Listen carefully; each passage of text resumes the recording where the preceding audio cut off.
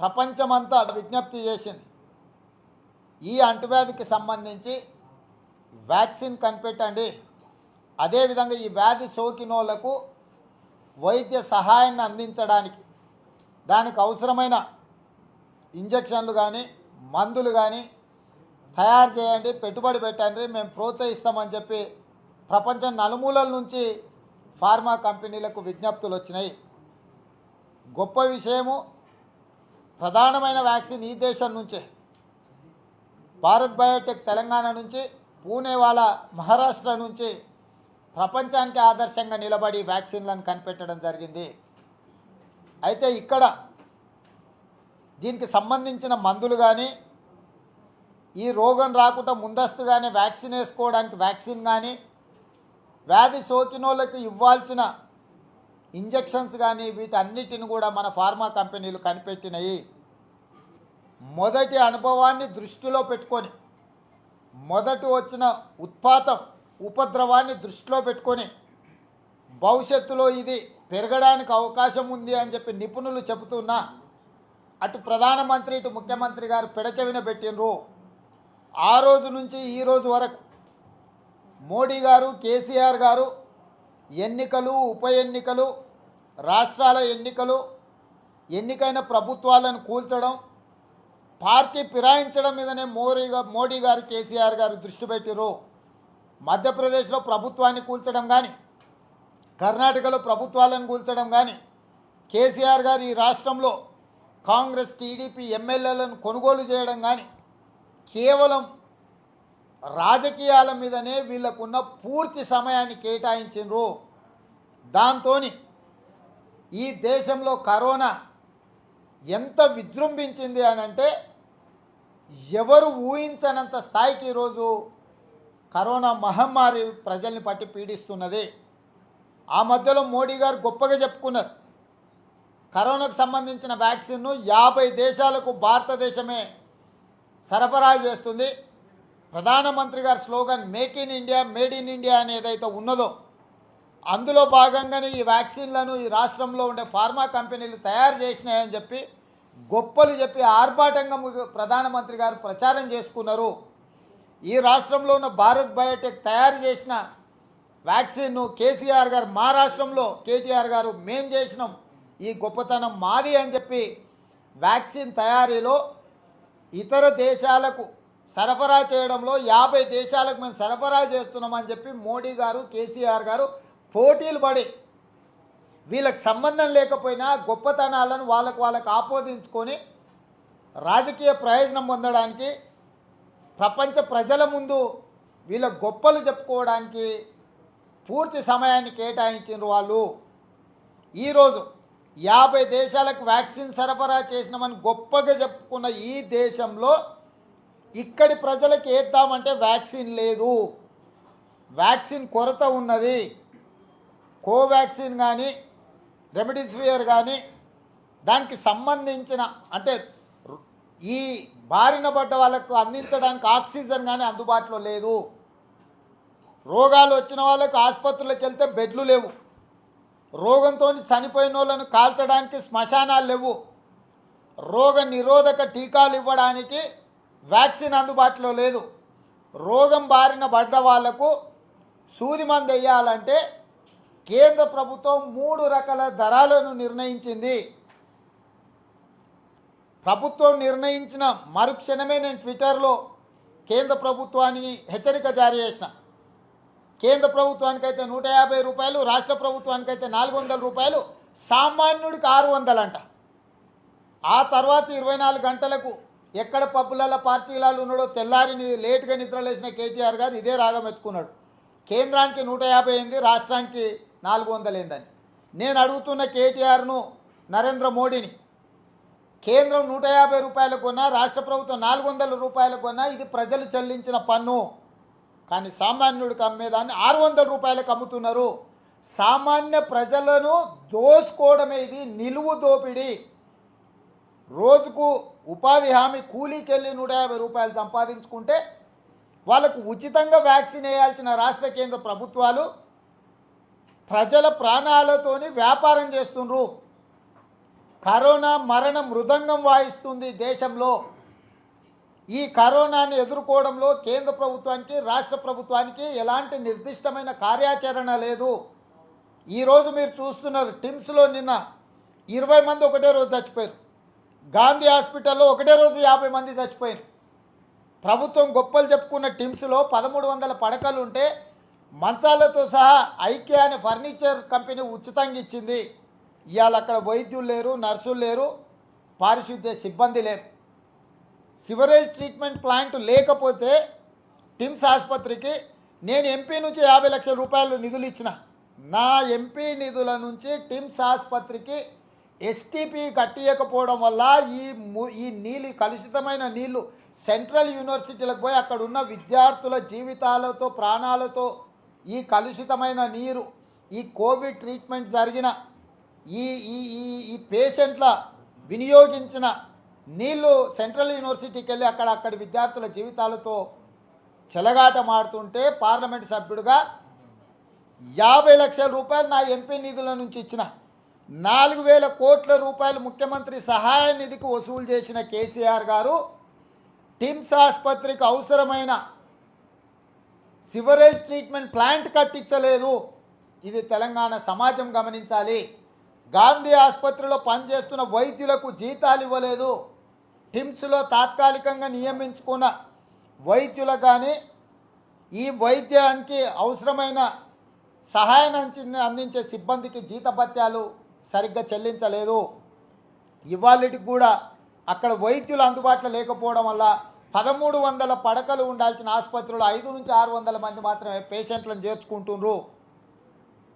ఈరోజు పోయిన సంవత్సరం అనుభవాన్ని, కరోనా బారిన పడడం వల్ల వచ్చే ప్రమాదాలను ఇది ఎన్ని రకాల విస్తరించవచ్చో నిపుణులు చెప్పినా కూడా ఎన్నికల కార్యాచరణలో మునిగిపోయిన ప్రధానమంత్రి, రాష్ట్ర ముఖ్యమంత్రి కేసీఆర్ గారు 135 కోట్ల ప్రజల యొక్క జీవితాలను గాలికి వదిలేసి గాల్లో దీపం పెట్టి ఎన్నికల నిర్వహణలో మునిగి తేలిండ్రు వాళ్ళ పార్టీలను గెలిపించుకోవడానికి. ఇవాళ కేంద్ర ప్రభుత్వం, రాష్ట్ర ప్రభుత్వాల నిర్లక్ష్యాల వల్ల రోజుకు లక్షలాది మంది కరోనా బారిన పడుతుండ్రు. కరోనా బారిన పడే వాళ్లకు వైద్య సౌకర్యం లేదు, పడుకోవడానికి పడకలు లేవు. ఆటోలల్లా, రోడ్ల మీద ఆక్సిజన్ అందించి ఎక్కడికక్కడ పత్రికలలో, ప్రసార సాధనాలల్లా వాటి వివరాలు ప్రసారం అవుతుంటే ఆపుకున్న ఆగనంత దుఃఖకరమైన పరిస్థితులు ఈరోజు రాష్ట్రంలో, దేశంలో ఉన్నాయి. ఈరోజు వ్యాక్సిన్కు సంబంధించి కూడా ఈ దేశంలో తయారవుతున్న వ్యాక్సిన్లు 50 దేశాలకు ఎగుమతి చేసినామంటారు. ఈరోజు ఈ దేశంలో ప్రధానమంత్రి గారు ప్రగల్భాలు పలుకుతాడు, పాకిస్తాన్ ఏదో చీలుస్తాం, చెండాడతామని. ఈ దేశంలో తయారైన వ్యాక్సిన్ పాకిస్తాన్ దేశంలో ఉన్న అందరికీ ఉచితంగా ఇచ్చారు. అంటే నువ్వు నీ దేశంలో ఉండే ప్రజలకు ఇవ్వాల్సిన వ్యాక్సిన్ ఇతర దేశాలకు ఎగుమతి చేస్తుంటే, ఈ సంస్థలు, ఉత్పత్తి చేసే సంస్థలు వ్యాపారం చేసుకొని ఇతర దేశాలకు ఎగుమతి చేస్తుంటే నువ్వు పట్టించుకోకపోవడం వల్ల ఈ దేశంలో ఉన్న వాళ్లకు వ్యాక్సిన్ ఇవ్వలేని పరిస్థితి ఉన్నది. ఇవాళ అమెరికాలో 40% ప్రజలకు వ్యాక్సిన్ ఇచ్చారు, యూకేలో 50% ప్రజలకు వ్యాక్సిన్ ఇచ్చారు. భారతదేశంలో 135 కోట్ల జనాభా ఉంటే 1.1% వ్యాక్సిన్ ఇచ్చారు. 1% ఈ దేశంలో వ్యాక్సిన్ ఇచ్చిన జనాభా. అమెరికాలో 40%, యునైటెడ్ కింగ్డమ్లో 50% ఇచ్చారు. చిన్న చిన్న దేశాలలో కూడా 40 నుంచి 50% ప్రజలకు అక్కడి దేశాలు వ్యాక్సిన్ తెప్పించి వాళ్ళకి వ్యాక్సిన్ ఇచ్చిండ్రు. ఈరోజు ఈ రాష్ట్ర కేంద్ర ప్రభుత్వాల నిర్లక్ష్యం వల్ల ప్రజలకు వ్యాక్సిన్ అందుబాటులో లేవు, మెడిసిన్ అందుబాటు లేదు, పడకలు అందుబాటు లేదు, వైద్యులు అందుబాటులో లేరు. వైద్యం చేసే డాక్టర్లు కరోనా బారిన పడితే కనీసం వాళ్లకు సహాయం చేయడానికి రాష్ట్ర కేంద్ర ప్రభుత్వాలు సిద్ధంగా లేవు. ఈరోజు నేను అడుగుతున్నా, ఎపిడమిక్ డిసీజ్ యాక్ట్ కింద అంటురోగాల నిరోధక చట్టం కింద అంటురోగాల నిరోధక చట్టం కింద ఈ వ్యాక్సిన్ తయారు చేస్తున్న కంపెనీలు కేంద్ర ప్రభుత్వం స్వాధీనం చేసుకోవాలి. ఆక్సిజన్ ఉత్పత్తి చేస్తున్న సంస్థలన్నిటిని కూడా కేంద్ర ప్రభుత్వం స్వాధీనం చేసుకోవాలి. ఇవాళ 3 తరహాలు కేంద్ర ప్రభుత్వానికి 150 రూపాయలు, రాష్ట్ర ప్రభుత్వం కొనుగోలు చేస్తే 400 రూపాయలు. ఈ రెండింటి గురించే రాజకీయ పార్టీలు ప్రభుత్వాలు మాట్లాడుతున్నాయి. నేను అడుగుతున్న ఈ రాష్ట్ర ముఖ్యమంత్రిని, కేంద్ర ప్రధానమంత్రిని, సామాన్యుడికి 600 రూపాయలు వసూలు చేస్తారు. అసలు ఈ దేశంలో ఉన్న 135 కోట్ల ప్రజలల్లా 18 ఏళ్ళ పైబడ్డ వాళ్ళని మొత్తం లెక్కేస్తే కూడా 100 కోట్లు దాటరు. 100 కోట్ల మందికి ఉచితంగా ఈ వ్యాక్సిన్ వేస్తే 15,000 కోట్లు అవుతుంది. 2 డోసులు వేస్తే 30,000 కోట్లు అవుతాయి. 2021 బడ్జెట్లో నిర్మలా సీతారామన్ గారు 35,000 కోట్ల రూపాయల బడ్జెట్ కేటాయింపులు చేసింది. 20,000 కోట్లు ప్రధానమంత్రి సహాయ నిధి కింద వసూలు చేసిండ్రు. ఈరోజు కేంద్ర ప్రభుత్వం దగ్గర కరోనా పేరు మీద కేటాయించిన బడ్జెటు, వసూలు చేసిన చందాలు కలిసి 55,000 కోట్ల రూపాయలు ముఖ్యమంత్రి గారి ప్రధానమంత్రి గారి ఖాతాలో ఉన్నాయి. ప్రధానమంత్రి గారి ఖాతాలో 55,000 కోట్ల రూపాయలు ఉన్నప్పుడు ఈ దేశంలో ఉన్న 18 ఏళ్ళు పైబడ్డ 100 కోట్ల జనాభాకు 2 డోసులు ఇస్తే కూడా 30,000 కోట్ల రూపాయలే ఖర్చు అవుతుంది. మిగతా 25,000 కోట్ల రూపాయలు కేటాయించి ఆక్సిజన్ కానీ, ఆసుపత్రులు కానీ, వైద్యుల జీతాలు కానీ, ప్రైవేట్లో ఉన్న మెడికల్ కాలేజీలను అన్నిటిని కూడా స్వాధీనం చేసుకొని ఉత్పత్తి చేసే సంస్థలను, ఆక్సిజన్ ఉత్పత్తి చేసే సంస్థలను, ప్రైవేట్ ఆసుపత్రులను జాతీయ విపత్తుల చట్టం కింద, అంటు రోగాల నిరోధక చట్టం కింద కేంద్ర ప్రభుత్వం స్వాధీనం చేసుకొని ఒక విధానాన్ని ప్రకటించి ఈ 135 కోట్ల ప్రజలకు ఎవరికి ఈ వ్యాధి సోకినా ఉచితంగా వైద్యం అందించడానికి అవసరమైన నిధులు ప్రధానమంత్రి గారి దగ్గర ఉన్నాయి, ఈ రాష్ట్ర ముఖ్యమంత్రి గారి దగ్గర ఉన్నాయి. ఈ రాష్ట్ర ముఖ్యమంత్రి గారు 4 నుంచి 5,000 కోట్ల రూపాయలు చందాల రూపంలో వసూలు చేసిండు. ఈ 4 నుంచి 5,000 కోట్ల రూపాయలు మీరు పీపీ కిట్లల్లా కమిషన్లు కొట్టినని నిన్న మన రిపోర్ట్లు వచ్చినాయి, నివేదికలు వచ్చినాయి. మనిషి చనిపోతుంటే శవాల మీద పేలాలు ఏర్క తిన్నట్టు రాష్ట్ర ప్రభుత్వంలో ఉన్న పెద్దలు పీపీ కిట్ల నుంచి కరోనా నిరోధించడానికి కొనుగోలు చేసిన అన్నిట్లల్లా ముఖ్యమంత్రి గారు అత్యంత సన్నిహితులు కమిషన్లు కొల్లగొట్టినరు. నిన్న మన పత్రికలలో తాటికాయంత అక్షరాలలో వచ్చినాయి. నాణ్యత లేనివి సరఫరా చేయకుండానే వీళ్ళు బిల్లులు చెల్లించి 100 కోట్ల రూపాయలు గోల్మాలు జరిగినాయని మనకు వార్తలు వస్తున్నాయి. ఎందుకు ముఖ్యమంత్రి గారు దీని మీద వారి కుటుంబ సభ్యులకు, వాళ్ళ దగ్గర వాళ్ళకి ఇందులో పాత్ర లేకపోతే ఎందుకు ముఖ్యమంత్రి గారు విచారణకు ఆదేశించలేదు? ఈరోజు కేంద్ర ప్రభుత్వాన్ని ఎందుకు రాష్ట్ర ప్రభుత్వం గతంలో కాంగ్రెస్ పార్టీ అధికారంలో ఉన్నప్పుడు, రాజశేఖర రెడ్డి గారు ముఖ్యమంత్రి ఉన్నప్పుడు ఉమ్మడి రాష్ట్రంలో ఉన్న 10 కోట్ల జనాభాకు ఎవరికి ఎలాంటి రోగం వచ్చినా, ఎలాంటి వైద్య సహాయం అందించాల్సి వచ్చినా ఆరోగ్యశ్రీ పేరు మీద 2 లక్షల రూపాయలు ఎవరికైనా వైద్యాన్ని అందించడానికి అవసరమైన ఇన్సూరెన్స్ పథకాన్ని పెట్టారు. ఏ ప్రైవేట్ హాస్పిటల్కి పోయి ట్రీట్మెంట్ చేయించుకున్నా సామాన్యుడికి ఒక భరోసా ఉండే. సామాన్యుడికి ఎలాంటి వ్యాధి సోకినా 2 లక్షల రూపాయల వరకు సహాయాన్ని అందించడానికి ఆరోగ్యశ్రీ పథకం ద్వారా 10 కోట్ల మందికి ఒక సంపూర్ణమైన వైద్యాన్ని అందించే నమ్మకాన్ని ఆనాడు కాంగ్రెస్ పార్టీ కల్పించింది. నేను ఈరోజు అడుగుతున్న ప్రధానమంత్రిని, మీరు ప్రధానమంత్రి హెల్త్ కేర్ ఏదైతే చెప్తున్నారో, ప్రైమ్ మినిస్టర్ హెల్త్ కేర్ అనే ఏదైతే పథకం ఉందో 135 కోట్ల మందికి ఈ కరోనా సోకితే మీరు ఏ హాస్పిటల్లో అయినా ట్రీట్మెంట్ చేసుకోండి, కేంద్ర ప్రభుత్వం నుంచి మీకు ఇంత ఇన్సూరెన్స్ ఉంటుందని ఎందుకు కార్యాచరణ మోడీ గారు ప్రవేశపెట్టలేదు? ఇవాళ కరోనా సోకితే దేనికి భరోసా లేదు. మనం సొంతంగా డబ్బులు పెట్టుకుందామంటే వైద్యానికి భరోసా లేదు, మనం కొనుగోలు చేద్దామంటే సూది మందుకు భరోసా లేదు, మనం డబ్బులు కడదామంటే మందు గోళీలకు భరోసా లేదు. చచ్చిపోతే కనీసం దహనం చేయడానికి శ్మశానాలలో శవ దహన సంస్కారాలకు కూడా భరోసా లేకుండా పోయింది దేశంలో. నరేంద్ర మోడీ, కేసీఆర్ గారి పాలనలో చచ్చిన శవాలకు దహన సంస్కారాలు చేయడానికి కూడా భరోసా లేని పరిస్థితులు వచ్చినాయంటే అస్సలు రాష్ట్రంలో, కేంద్రంలో ప్రభుత్వం ఉందా? సుప్రీంకోర్టు నిన్న తిట్టిన తిట్లకు ఎర్రకోట ఎక్కి దుంకి చచ్చిపోవాలి నరేంద్ర మోడీ. హైకోర్టు తిట్టిన తిట్టులకు కేసీఆర్ హుస్సేన్ సాగర్లో దుంకి చచ్చిపోవాలి. ఆయన కరోనా వచ్చింది ఫామ్ హౌస్లో ఐసోలేషన్లు ఉండని ఏదో టీవీలలో పేపర్లలో వేస్తారు. 7 ఏళ్ల నుంచి ఫామ్ హౌస్లో ఐసోలేషన్లోనే ఉన్నాడు కదా, కొత్తగా ఉండేది ఏంది? కొత్తగా ఎప్పుడు ఉన్నాడు? ఎప్పుడు ఆమె ఐసోలేషన్లో ఉన్నాడు? ఎప్పుడు ప్రజలకు అందుబాటులో ఉన్నాడు? ఎప్పుడు పరిపాలనకు పత్రికలు రాస్తున్నాయి 3-4 రోజులలో మళ్ళా విధులు నిర్వహించడానికి ముఖ్యమంత్రి గారు వస్తారని? ఎప్పుడు వచ్చిండు? 7 ఏళ్ళలా ఫామ్ హౌస్లోనే ఉన్నాడు, ఆయన ఐసోలేషన్లోనే ఉన్నాడు. ఇప్పుడు కూడా మేము కేంద్ర ప్రభుత్వాన్ని డిమాండ్ చేస్తున్నాం. 35,000 కోట్ల రూపాయల బడ్జెటు, 20,000 కోట్ల రూపాయల ప్రధానమంత్రి సహాయ నిధికి వచ్చిన 55,000 కోట్ల రూపాయలతోటి మొత్తం దేశంలో ఉండే ప్రజలకు నువ్వు 2 సార్లు డబుల్ డోస్ వ్యాక్సిన్ మొదటి విడత రెండో విడత వేస్తే 30,000 కోట్ల రూపాయలు ఖర్చు అవుతాయి.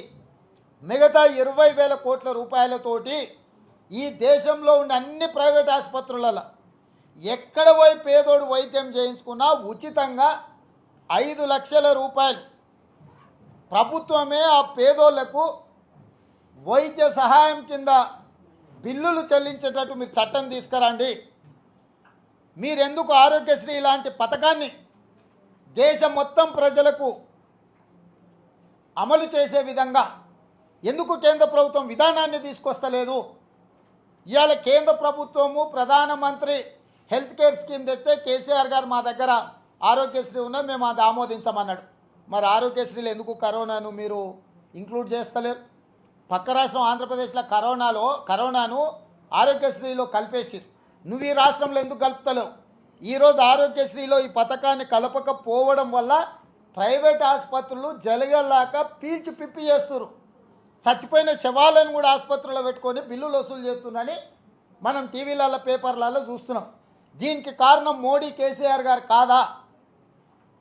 ఈరోజు ఈ దేశంలో హెల్త్ ఎమర్జెన్సీ ఉందని సుప్రీంకోర్టు వ్యాఖ్యానించింది. హెల్త్ ఎమర్జెన్సీ ఉన్నప్పుడు దేశంలో ఉన్న ప్రైవేట్ అండ్ గవర్నమెంట్ హాస్పిటల్స్ని అన్నిటిని కూడా ఒక రూఫ్ కిందకి తీసుకురావాలి. దానికి మొత్తం యంత్రాంగాన్ని సంసిద్ధత చేసి కేంద్రంలో ఉండే మంత్రులందరినీ కూడా ఒక్కొక్క రాష్ట్రానికి ఒకరిని బాధ్యులను నియమించి ఆయా రాష్ట్రాలల్లో అవసరమైన సహాయాన్ని అందించడానికి కార్యాచరణ తీసుకోవాలి. కేంద్ర ప్రభుత్వంలో ఉన్న సీనియర్ ఐఏఎస్ ఆఫీసర్లను వివిధ రాష్ట్రాలకు కేటాయించి కింద యంత్రాంగం ఏ రకంగా పనిచేస్తుందో పర్యవేక్షించడానికి సీనియర్ ఐఏఎస్ ఐపీఎస్ ఆఫీసర్లను వివిధ రాష్ట్రాలకి కేంద్ర ప్రభుత్వం కేటాయించాలి. నేషనల్ డిజాస్టర్ మేనేజ్మెంట్ అనేది కేంద్ర హోంశాఖ కిందకి వస్తుంది. కేంద్ర హోంశాఖ సహాయ మంత్రిగా కిషన్ రెడ్డి గారు ఇక్కడ ఉన్నారు. నేషనల్ డిజాస్టర్ మేనేజ్మెంట్ నుంచి రాష్ట్రానికి ₹1 అనేది తెచ్చిండ్రా కిషన్ రెడ్డి గారు కేంద్ర ప్రభుత్వం అని నేను అడుగుతున్నా. ఈరోజు ఎందుకు ప్రధానమంత్రి గారు ఆయన కింద ఉండే మంత్రులను 70 మంది మంత్రులు ఉన్నారు, 30 రాష్ట్రాలు ఉన్నాయి, కొన్ని యూనియన్ టెరిటరీలు ఉన్నాయి. ప్రతి రాష్ట్రానికి 2 కేంద్ర మంత్రులను కేటాయించి ఆ కేంద్ర మంత్రులు ఆయా రాష్ట్రాలకు వచ్చి అక్కడ కూర్చొని స్వయంగా పర్యవేక్షించి నియంత్రించి పేద ప్రజలకు కరోనా వైద్యాన్ని అందించే విధంగా పర్యవేక్షణ చేయొచ్చు. వేలాది మంది ఐఏఎస్ ఐపీఎస్ ఆఫీసర్లు ఐఆర్ఎస్ ఆఫీసర్లు కేంద్ర ప్రభుత్వ చేతిలో ఉన్నారు. వాళ్ళందరినీ కూడా వివిధ రాష్ట్రాలకు ప్రత్యేక నిఘా అధికారుల కింద పంపించి ఈ కింద అందుతున్న వైద్యాన్ని పర్యవేక్షించాల్సిన బాధ్యత నరేంద్ర మోడీ గారి మీద ఉన్నది. నరేంద్ర మోడీ గారికి అవగాహన ఉందో లేదో, కానీ నరేంద్ర మోడీ గారి యొక్క నిర్లక్ష్యం వల్ల లక్షలాది మంది ప్రాణాలు పిట్టలాగా ఎగిరిపోతున్నాయి. పేదోళ్లను ఈ ఉత్పత్తి చేసే సంస్థలు దోసుకుంటున్నాయి. తక్షణమే ఈ దేశంలో ఉత్పత్తి చేసే వ్యాక్సిన్లు మొత్తం ఈ దేశ ప్రజలకు ఇవ్వాలి. ఎగుమతులు 100% నిషేధించాలి. ఆ సంస్థల్ని కూడా కేంద్ర ప్రభుత్వము అంటురోగాల నిరోధక చట్టం కింద టేక్ ఓవర్ చేసుకోవాలి. గతంలో బ్యాంకుల నేషనలైజ్ కానీ ఇలాంటివి కాంగ్రెస్ పార్టీ అధికారం ఉన్నప్పుడు ప్రజలకు వచ్చిన అవసరమైనప్పుడు బ్యాంకులను కూడా జాతీయం చేసింది కాంగ్రెస్ పార్టీ. ఈరోజు ఈ వ్యాక్సిన్ ఈ మెడిసిన్ ఉత్పత్తి చేసే కంపెనీలను కేంద్ర ప్రభుత్వం టేక్ ఓవర్ చేసుకోవాలి. అక్కడ ఉత్పత్తి చేసే దగ్గర స్వయంగా మంత్రులను అధికారులను నియమించి నియంత్రించి 24 గంటలు ఉత్పత్తి చేసి ప్రజలకు వ్యాక్సిన్ అందుబాటులోకి మెడిసిన్స్ అందుబాటులోకి తీసుకురావాల్సిన బాధ్యత కేంద్ర ప్రభుత్వం మీద ఉన్నది. సింగిల్ పాలసీ కేంద్ర ప్రభుత్వం చెప్తుంది. 1 నేషన్ 1 ట్యాక్స్ అంటది, 1 నేషన్ 1 ఎలక్షన్ అంటది. 370 ఆర్టికల్ రద్దు చేసినప్పుడు దేశం మొత్తం పౌరులకు ఒకే రకమైన చట్టం ఉండాలంటది. నేను ఇవాళ అడుగుతున్న కేంద్ర ప్రభుత్వాన్ని, 1 నేషన్ 1 హెల్త్ పాలసీ మీరు ఎందుకు తీసుకొస్తలేరు?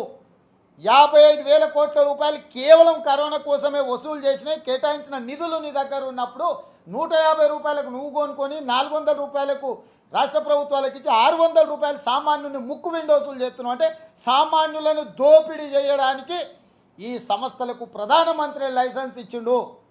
ఉత్పత్తిదారుడు 150 రూపాయలకు పూణే వాళ్ళ ప్రెస్ మీట్లో ఒక మాట చెప్పిండు, 150 రూపాయలకు మేము సరఫరా చేసే ఇందులో మాకు నష్టం లేదు, లాభాలే ఉన్నాయి, కానీ సూపర్ ప్రాఫిట్స్ లేవని అన్నాడు. అంటే అత్యధికంగా లాభాలు లేవు, మాకు లాభాలే ఉన్నాయని ఎవడైతే మెయిన్గా ఉత్పత్తి చేస్తుండో పూణే వాళ్ళ ఆయనే స్వయంగా ప్రెస్ పెట్టి చెప్పిండు. సిరమ్స్ అంటే తనే ఉత్పత్తి చేసే కంపెనీ యజమాని మేము 150 రూపాయలకి వ్యాక్సిన్ అమ్మితే మాకు సూపర్ ప్రాఫిట్స్ లేవు, ప్రాఫిట్స్ ఉన్నాయని చెప్పిండు. ఇవాళ 150 రూపాయలకు అమ్మితేనే ప్రాఫిట్ ఉందని సిరమ్స్ కంపెనీ యజమాని ఒప్పుకున్నప్పుడు 600 రూపాయలకు సామాన్యుడి దగ్గర వసూలు చేయడానికి ప్రధానమంత్రి గారు ఎట్లా అనుమతి ఇచ్చిందని నేను అడుగుతున్నా. నేను సామాన్యుని తరఫున అడుగుతున్నా. కేంద్ర ప్రభుత్వం కొనే పెట్టే 150 రూపాయలైనా, రాష్ట్ర ప్రభుత్వం పెట్టే 400 రూపాయలైనా వీళ్ళు అయ్యే జాగిరేం కాదు, ఎవడు ఇంతకెళ్ళి ఇస్తలేడు, అది ప్రజలు కట్టిన పనే. కానీ ఎక్కడైతే ఆసుపత్రులకు 600 రూపాయలు అంటే ఆసుపత్రుడు సూది కూర్చున్నందుకు కలిపి మొత్తం 1000 రూపాయలు వసూలు చేస్తాడు. ఇవాళ సామాన్యుని దగ్గర సామాన్యుడి యొక్క బలహీనత ఆందోళనను సంస్థలు, ఈ ఉత్పత్తి చేసే సంస్థలు దోసుకోవడానికి ప్రధానమంత్రి గారు లైసెన్స్ ఇచ్చిండ్రు. ఇది దుర్మార్గమైన చర్య. కాబట్టి వీటన్నిటిని ప్రైవేటు సంస్థల నుంచి కేంద్ర ప్రభుత్వమే స్వాధీనం చేసుకోవాలి. అంటు రోగాల నిరోధక చట్టం కింద ఈ ఉత్పత్తి చేసే సంస్థలు భారత్ బయోటెక్ కావచ్చు, సిరమ్స్ కావచ్చు, ఇంకేదైనా సంస్థ ఉండొచ్చు, ఇప్పుడు రష్యా నుంచి వచ్చే కొత్త వ్యాక్సిన్ ఏదైతుందో దాన్ని కావచ్చు, ఎన్ని సంస్థలు ఉత్పత్తి చేస్తున్నాయో ఈ సంస్థలను కేంద్ర ప్రభుత్వం స్వాధీనం చేసుకొని అందులో ఉత్పత్తి చేసే మొత్తం వీటన్నిటినీ ఈ దేశ ప్రజలకు వినియోగించాల్సిన అవసరం ఉన్నది. అవసరమైన ఖర్చులకు కేంద్ర ప్రభుత్వమే నిధులు ఇవ్వాలి. నెంబర్ 1. నెంబర్ 2, మీ దగ్గర ఉన్న డబ్బులతోటి ఏ ప్రైవేట్ హాస్పిటల్కి పోయినా, ఎక్కడికి పోయినా, ఒకనాడు ఆంధ్రప్రదేశ్, ఉమ్మడి ఆంధ్రప్రదేశ్లో ఆరోగ్యశ్రీ పథకం ద్వారా ప్రతి పేదవాడికి ఏదైనా జబ్బు ఉండొచ్చు. ఏ కార్పొరేట్ హాస్పిటల్కి పోయినా 2 లక్షల రూపాయల వరకు ఉచితంగా వైద్యం చేసేటట్టు వాళ్ళకు ఒక హెల్త్ కార్డు ఇచ్చేసి ఎక్కడికైనా పోయి మీరు ట్రీట్మెంట్ చేయించుకోండి అని చెప్పి ఏదైతే విధానం తీసుకొచ్చిందో, ఇవాళ ప్రైమ్ మినిస్టర్ హెల్త్ కేర్లో కరోనా ట్రీట్మెంట్ కోసం పాలసీ తీసుకొచ్చి ఒక 5 లక్షల రూపాయల వరకు ఎవరు కరోనా బారిన పడ్డోళ్ళు ఏ ప్రైవేట్ ఏ గవర్నమెంట్ ఎక్కడికైనా వెళ్ళు 5 లక్షల రూపాయలు కేంద్ర ప్రభుత్వం అప్ టు 5 lakhs కేంద్ర ప్రభుత్వమే మీకు నిధులు విడుదల చేస్తుందని మీరు పాలసీ తీసుకొని రావాలి. తక్షణమే అడ్డగోలుగా వసూలు చేసే హాస్పిటళ్ళ మీద మీరు తక్షణమే చర్యలు తీసుకోవాలి. 3వ సలహా, వీటన్నిటికంటే ఎంతైతే మెడికల్ కాలేజీలు ఉన్నాయో, హాస్పిటళ్ళు ఉన్నాయో, మెడికల్ కాలేజీలు ఈ దేశం మొత్తం ఉన్నాయి. 500 బెడెడ్ హాస్పిటల్ ఉంటేనే మెడికల్ కాలేజ్ పర్మిషన్ ఇస్తారు. ఇంకా మళ్ళా దాంట్లో డెంటల్, నర్సింగ్ ఉన్నాయంటే ఇంకా అదనపు ఉండాలి. ఉదాహరణ, మన రాష్ట్రంలో 22 మెడికల్ కాలేజీలు ఉన్నాయి ప్రైవేట్లో. ఈ 22 మెడికల్ కాలేజీలలో 12,000 పడకలు ఉన్నాయి. ఇవాళ ఈ 22 మెడికల్ కాలేజీలను రాష్ట్ర ప్రభుత్వం స్వాధీనం చేసుకోవాలి. వీటి మీద ఒక్కొక్క మెడికల్ కాలేజ్ మీద ఒక్కొక్క ఐఏఎస్ ఆఫీసర్ను కేటాయించి మొత్తం ఆ ప్రాంతాల్లో ఉన్న వాళ్ళను అక్కడనే ట్రీట్మెంట్ చేసేటట్టు, అక్కడనే వ్యాక్సిన్ ఇచ్చేటట్టు, అక్కడనే వాళ్ళకి క్వారంటైన్ చేయడానికి అవసరమైన ట్రీట్మెంట్ చేయడానికి రెవెన్యూ డిపార్ట్మెంట్కి సంబంధించిన అధికారులను, జాతీయ విపత్తులను హ్యాండిల్ చేయడంలో రెవెన్యూ డిపార్ట్మెంట్కు చాలా ఎక్స్పర్టిజం ఉంది. వాళ్ళని అక్కడ పెట్టి అక్కడి ప్రాంత ప్రజల్ని అదే హాస్పిటళ్ళల్లో ట్రీట్మెంట్ చేసి అవసరమైన మందులు మొత్తం ప్రభుత్వం ఉచితంగా ఇస్తే ఎందుకు ప్రజలకు వైద్యం అందదు?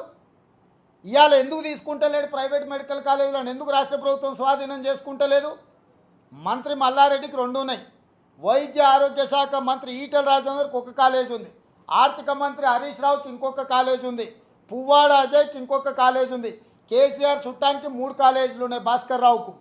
ఇట్లా ఉన్న కాలేజీలన్నీ కూడా టీఆర్ఎస్లో ఉన్న ముఖ్యమైన నాయకులకే ఉన్నాయి ఈ ప్రైవేట్ మెడికల్ కాలేజీలు. కాబట్టి వాటిని స్వాధీనం చేసుకుంటే వీళ్ళు ప్రజల్ని దోసుకోలేరు, వాళ్ళకి ఆదాయం రాదని చెప్పి ఈరోజు 22 మెడికల్ కాలేజీలను రాష్ట్ర ప్రభుత్వము ఈ కరోనా కోసం వినియోగించుకోవడం లేదు. ఈరోజు ప్రైవేట్లో ఉన్న హాస్పిటల్స్ను కూడా అపెడమిక్ యాక్ట్ కింద స్వాధీనం చేసుకోవచ్చు. అది యశోదానా, అపోలోనా, ఇంకొకట పక్కన పెట్టండి. ఉన్న ప్రైవేట్ హాస్పిటల్స్ని అన్నింటిని కూడా ప్రభుత్వమే స్వాధీనం చేసుకొని పడకల్ని కేటాయించవచ్చు. మీరు పెట్టిన ఒక పాలసీ 50% హాస్పిటల్ యాజమాన్యానికి వదులుతాం, 50% ప్రభుత్వానికి అని. నేను అడుగుతున్నా మీ డాష్ బోర్డ్ ఎక్కడుందని. ఈ 50% ప్రైవేట్ హాస్పిటల్స్లలో ఉన్న పడకల్ని రాష్ట్ర ప్రభుత్వం కేటాయిస్తాను. నేను ఈటెల రాజేందర్ని అడుగుతున్నా, ఏ ప్రైవేట్ హాస్పిటల్లో నువ్వు ఎంతమంది కేటాయించినావు? నీకు సంబంధించిన డైరెక్టర్ హెల్త్ ఒక స్టేట్మెంట్ ఇస్తాడు, గాలి ద్వారా వ్యాపిస్తుందని. ఆయన టెక్నికల్ ఎక్స్పర్టు, నువ్వు వచ్చి ఆయన అంత ఉత్తదే చెప్తున్నాడు అంటూ. ఆయన కేసీఆర్ చుట్టం, ఆయనకు డైరెక్ట్ అక్కడి నుంచి వస్తున్నా, ఈయనకేం తెలియదు, మంత్రి ఉత్తా లోలాయిగాడే ఈయన, ఆయనకేం లేదని మీ డైరెక్టరే చెప్తున్నాడు. ఆయనది ఏంది లేదు, ఆయనకేంది లేదు, ఊకే ప్రెస్ మీట్లకు ఆయన వచ్చి ఆయన పెట్టుకొని పోతుండే. ఆయనకు ప్రభుత్వం నుంచి ఎలాంటి సమాచారం లేదు, ఎలాంటి ఆదేశం లేదు. ఉన్నదంతా నాకే డైరెక్ట్ ముఖ్యమంత్రి గారు ఆదేశాలు ఇచ్చారు, నేను అమలు చేస్తున్నా. ఈటల అందరికీ ఆకు తెలియదు, కోకా తెలియదు అని మాట్లాడుతూ అని చెప్తున్నారు. ఇవాళ నేను అడుగుతున్నా ఈటల రాజేందర్, అయ్యా రాజేందర్, నిన్న మన అక్కడక్కడ ఏదో ఉపన్యాసాలు ఇచ్చినాం. నువ్వేదో లెఫ్ట్ ఆర్గనైజేషన్ నుంచి వచ్చినా అని అప్పుడప్పుడు చెప్తుంటావు. సామాన్యుల కోసం మనం త్యాగం చేయాలని చెప్తుంటాం. దయచేసి అయితే స్వతంత్రంగా ఈ 22 ప్రైవేట్ మెడికల్ కాలేజీలను స్వాధీనం చేసుకో. ప్రైవేట్లో ఉన్న యశోద హాస్పిటల్ ఉంటే ఉండొచ్చు, కేసీఆర్ చుట్టాంది. ఈ ప్రైవేట్ హాస్పిటల్స్ని అన్నిటిని స్వాధీనం చేసుకొని ప్రజలకు, పేద ప్రజలకు వైద్యాన్ని అందుబాటులోకి తీసుకురా. లేకపోతే ఈ ప్రభుత్వం నిన్ను ఎట్లాగూ పనిచేయనిస్తలేదు, అవమానిస్తుంది. అసలు ఇంత అవమానం జరిగితే నార్మల్గా అయితే సూసైడ్ చేసుకోవాలి. నేను సూసైడ్ చేసుకోమని చెప్పను. మంత్రి పదవికి రాజీనామా చేయి రాజేందర్ గారు. ప్రజలలో నీకు ఆఖరికి ఏంది చివరి లాస్ట్ థ్రెడ్ అంటారు కదా, నీ గౌరవం అనేది ఆఖరి దారం మీద ఆధారపడ్డది. అది కూడా తెగి లోయలో పడి దిక్కుమాలిన అవమానకరమైన పరిస్థితుల్లో రాజకీయాల నుంచి నువ్వు తప్పుకోవాల్సిన పరిస్థితి వస్తుంది. రాజీనామా చేయి ప్రజల కోసం. ఈ వైఫల్యాలను కేసీఆర్ గారు నిన్ను ఏ విధంగా పనిచేయనిస్తలేడో ఇవన్నీ నువ్వు రాజీనామా చేసి వచ్చి ప్రజలకు చెప్పు. ప్రజల ప్రాణాలు నిమిషానికి ఒకటి చచ్చిపోతుంటే నువ్వు ఇంకా కుర్చీ పట్టుకొని ఊగులాడి నీ శాఖలో ఉండే అధికారే నిన్ను లెక్క చేయకుండా రివ్యూలు చేసి మీడియాకు మాట్లాడుతుంటే నువ్వు బయట కూర్చొని మాట్లాడిన దాన్ని ఖండించే పని మీద నువ్వు ఇంతకంటే సిగ్గుమాలిన అవమానం ఎక్కడన్నా ఉంటుందా? నీ శాఖలో నీ పర్యవేక్షణలో పనిచేయాల్సిన అధికారి చేసిన ప్రకటనను నువ్వు మళ్ళీ పత్రికా ప్రకటన పెట్టి తప్పు పడుతున్నావు అంటే నువ్వు ఈ పరిస్థితి రాజకీయంగా ప్రభుత్వంలో ఎంత దిగజారిపోయిందో నువ్వు అర్థం చేసుకో ఈటెల రాజేందర్ గారు. కాబట్టి తక్షణమే రాష్ట్ర ప్రభుత్వాన్ని డిమాండ్ చేస్తున్నాం, 22 ప్రైవేట్ మెడికల్ కాలేజీలతో పాటు ప్రైవేట్ హాస్పిటల్స్ని ఏవైతే బెడ్స్ ఉన్నాయో మీరు స్వాధీనం చేసుకోండి. ఎపిడమిక్ డిసీజ్ యాక్ట్ కింద వీటిని స్వాధీనం చేసుకొని వీటిని పర్యవేక్షించండి. మనకు పక్కనే ఉన్న కర్ణాటక, ఆంధ్రప్రదేశ్, వైజాగ్ నుంచి గ్యాస్ కేటాయింపులు జరగక ఎక్కడో ఒడిస్సా నుంచి మీకు కేటాయింపులు జరిగినాయి. ఇది మనకు ఏమాత్రం ఉపయోగం లేదు. తక్షణమే కేంద్ర ప్రభుత్వానికి, ప్రధానమంత్రి, ఆరోగ్య శాఖ మంత్రి దగ్గరికి రాష్ట్ర ప్రభుత్వం నుంచి ఒక డెలిగేషన్ను పంపించండి. అదేవిధంగా భారత్ బయోటెక్ మన దగ్గర ఉంది. మన దగ్గర ఉత్పత్తి అయ్యే వాటిని ఇప్పుడు ఇతర రాష్ట్రాలల్లో, హర్యానాలో అక్కడ ఉత్పత్తి అయిన ఆక్సిజన్ని ఎవరికి ఇస్తలేరు, మేము వాడుకున్నాక మిగిలిందే ఇస్తామంటారు. నేను అడుగుతున్న కేటీఆర్ని, అయ్యా మీ నాయన అంటే కరోనా వచ్చి లోపల ఉన్నాడు, నువ్వేం చేస్తున్నావు? వచ్చిందా? ఏ నాటకమేమో అనుకుంటున్నా నేను. ఒకవేళ వచ్చింది నిజమైతే మాత్రం మిగతాల కన్నా ఆ బాధ్యతను, సరే వాళ్ళిద్దరు అట్లా పోయిండ్రు కాబట్టి ఉన్న ఈటెల రాజేందర్ గారు భారత్ బయోటెక్లో తయారు చేసిన ప్రతి వ్యాక్సిన్ మన రాష్ట్ర ప్రజలకు వినియోగించాలి. ఆయా రాష్ట్రాలల్లో ఆక్సిజన్ ఉత్పత్తి అయితే ఆ రాష్ట్రాలు వాళ్ళు వాడుకున్నాకనే మిగిలింది ఇతర రాష్ట్రాలకు ఇస్తున్నప్పుడు మన రాష్ట్రంలో ఉత్పత్తి చేస్తున్న భారత్ బయోటెక్ వ్యాక్సిన్ని ఇక్కడ ప్రజలకు అందుబాటులో పెట్టిన తర్వాతనే ఇతరులకు ఇచ్చే విధంగా చూడండి. మీరేదో కేంద్ర ప్రభుత్వం 150, రాష్ట్ర ప్రభుత్వం 400, ఈ 2 విధానాలు ద్వంద్వ విధానం ఎందుకు? 1 నేషన్ 1 ఎలక్షన్ అన్నారు కదా. 1 నేషన్ 1 ట్యాక్స్ అంటే మేము సహకరించినాం, ఇప్పుడెందుకు లేదని నేను కేటీఆర్ నడుతున్న. సామాన్య ప్రజల జేబులో నుంచి 600 రూపాయలు చిల్లు పెడుతున్నది నీకు కనిపిస్తలేదా కేటీఆర్? సామాన్యులను ఎంతో దోసుకున్నా సరేనా? కంపెనీలతో నీకున్న లాలూచి ఏంది? కేంద్ర ప్రభుత్వానికి 150, రాష్ట్ర ప్రభుత్వానికి 400.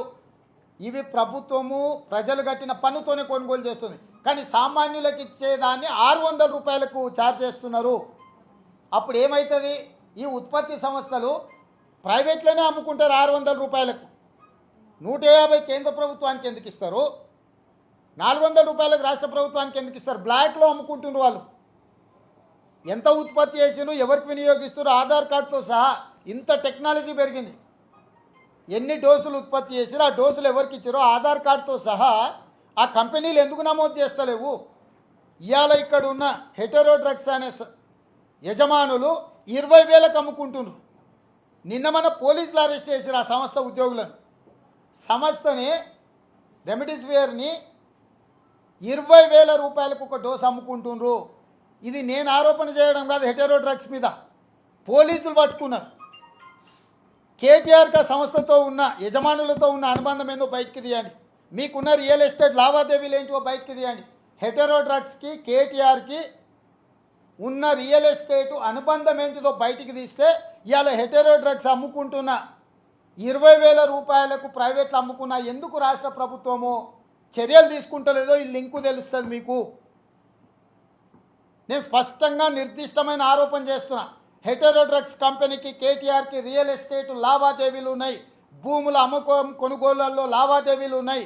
ఈ భూముల అమ్మకం కొనుగోలు లావాదేవీలను అడ్డం పెట్టుకొని హెటరో డ్రగ్స్ కంపెనీ వందలలో అమ్ముకోవాల్సిన దాన్ని వేలలో రూపాయలు అమ్ముకుంటున్న చర్యలు తీసుకుంటలేరు. ప్రైవేట్ హాస్పిటల్స్ ఇండెంట్ పెట్టినప్పుడు మీకు 50 కావాలంటే 100కి ఇండెంట్ పెట్టి మాకు ఇవ్వండి, 100 మీ పేరు మీద మంజూరు చేస్తాం, 50 మీకు ఇస్తాం, 50 మేము బ్లాక్లు అమ్ముకుంటాం. ఆ సంస్థలో ఉండే ఉద్యోగస్తులు ప్రైవేట్ హాస్పిటల్స్ను బ్లాక్మెయిల్ చేసి వసూలు చేసుకుంటున్నారు. నేను నిర్దిష్టమైన ఆరోపణ చేస్తున్నా. ఇవాళ హెటరో డ్రగ్స్ నుంచి రెమిడిసివియర్ ఇచ్చిన ప్రైవేట్ హాస్పిటల్స్కి రిలీజ్ చేసిన లిస్టు ఎవరికి సూదులు ఇచ్చారో హాస్పిటల్లో వాళ్ళ ట్రీట్మెంట్ లిస్టు తీయమని దాని మీద ఒక విచారణ కమిటీ ఆదేశించండి. నేను ఇండిపెండెంట్ కమిటీ నేను నిరూపిస్తా. దుర్మార్గం దోసుకుంటున్నారు. దోసుకునేటోళ్ళని కేటీఆర్ కాపాడుతున్నాడు. కేసీఆర్ గారికి తెలుసా తెలియదా నాకు తెలియదు. కేసీఆర్ గారు నీ కొడుకు ఒక ప్రైవేట్ కంపెనీతో రియల్ ఎస్టేట్ లావాదేవీల నేపథ్యంలో ప్రజల్ని దోసుకుని పీల్చుకొని పిప్పి చేసి తింటూరు. ఇంతకంటే దుర్మార్గం ఉండదు. కాబట్టి వీటి మీద చర్యలు తీసుకోవాలి. ఎంబడే మంత్రి మల్లారెడ్డి, అజయ్, ఆరోగ్య శాఖ మంత్రి ఈటెల రాజేందర్, హరీష్ రావు గారు ఈ మెడికల్ కాలేజీని అన్నిటిని కూడా స్వాధీనం చేసుకొని ఎక్కడికక్కడ ఈ పడకలు కేటాయించి కరోనా బారిన పడ్డోళ్లకు వైద్యం అందించాలి. ప్రతి మెడికల్ కాలేజ్కి ఒక ఐఏఎస్ ఆఫీసర్ని కేటాయించి, ప్రతి ప్రైవేట్ హాస్పిటల్స్కి ఒక ఐఏఎస్ ఆఫీసర్ని కేటాయించి వాళ్ళ పర్యవేక్షణలోనే పడకలు కేటాయించాలి, ఫీజులు నిర్ణయించాలి, వాళ్ళకి అందిస్తున్న వైద్యం ఏందో కూడా రికార్డ్ చేయాలి. దాని ప్రకారమే బిల్లులు వసూలు చేయాలా. ఇవాళ చాలామంది యజమానులు కేసీఆర్ చుట్టాలు ఉన్నారు కాబట్టి మెడికల్ హాస్పిటల్స్ వాళ్ళు కానీ హాస్పిటల్స్ వాళ్ళకి అత్యంత కేసీఆర్ బంధువులు ఉన్నారు కాబట్టి దోపిడీ మీద ప్రభుత్వం దృష్టి పెడతలేదు. కాబట్టి వీటన్నిటి మీద కూడా చర్యలు తీసుకోవాల్సిందిగా కాంగ్రెస్ పార్టీ డిమాండ్ చేస్తుంది. నేను మళ్ళొక్కసారి డిమాండ్ చేస్తున్న, పేద ప్రజలకు అమ్మే వ్యాక్సిన్ 600 రూపాయల నుంచి ఎంబడే 150 రూపాయలకు తగ్గించాలి. ఇవాళ కేంద్రం కొని 150 కానీ రాష్ట్రం కొని 400 కానీ ప్రజలు కట్టిన పన్నే. పేదోడు కొనేదే జేబులకు వెళ్ళి చెమట. అసలే కరోనాలో ఉపాధి లేక అడుక్క తింటుంటే 600 రూపాయలు వసూలు చేయడం అనేది దుర్మార్గం. ప్రజల రక్తాన్ని వ్యాపారంగా మార్చుకుంటారు. ప్రజల బలహీనతను, ప్రజల రోగాలను దోసుకోవడానికి ఉపయోగించుకుంటారు. కాబట్టి 600 రూపాయలతో అమ్మే వ్యాక్సిన్ని తక్షణమే 150 రూపాయలకు తగ్గించాల్సిందిగా కాంగ్రెస్ పార్టీ డిమాండ్ చేస్తుంది.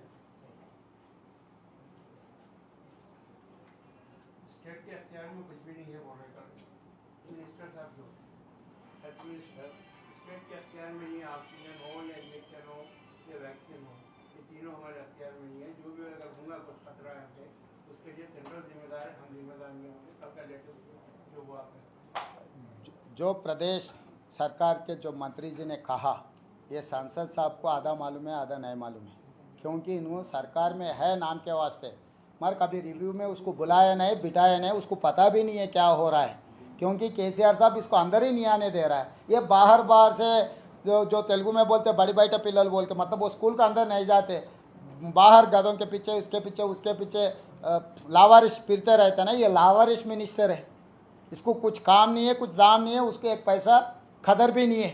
ऐसी बातें बोल के उनके डिपार्टमेंट के ऑफिसर बोला एयर में भी एयरबस भी हो सकता है, एयरबर्न भी हो सकता है, एयर में भी कोरोना ये हो सकता है। मिनिस्टर बोल रहा है ऐसा नहीं होता, हमारे ऑफिसर झूठ बोल रहे हैं। अगर झूठ बोले तो ऑफिसर को निकालो। तो इसको कुछ भी पता नहीं है। मैं ये कहना चाह रहा हूँ, कभी भी state, land of law is the state, law and order comes under state. जो भारत बायोटेक के जो भी यहाँ से निकलना है अपना परमिशन देना है। रोड ट्रांसपोर्ट के रोड पे अगर फैक्ट्री से गाड़ी बाहर निकलना बोले तो प्रदेश सरकार अनुमति देना है। अगर प्रदेश सरकार वहीं बैठकर सब कुछ यहाँ ले लिए तो क्या होता। अभी अभी हरियाणा के जो ऑक्सीजन उत्पत्ति हो रहा है, ऑक्सीजन दिल्ली को नहीं दे रहा है।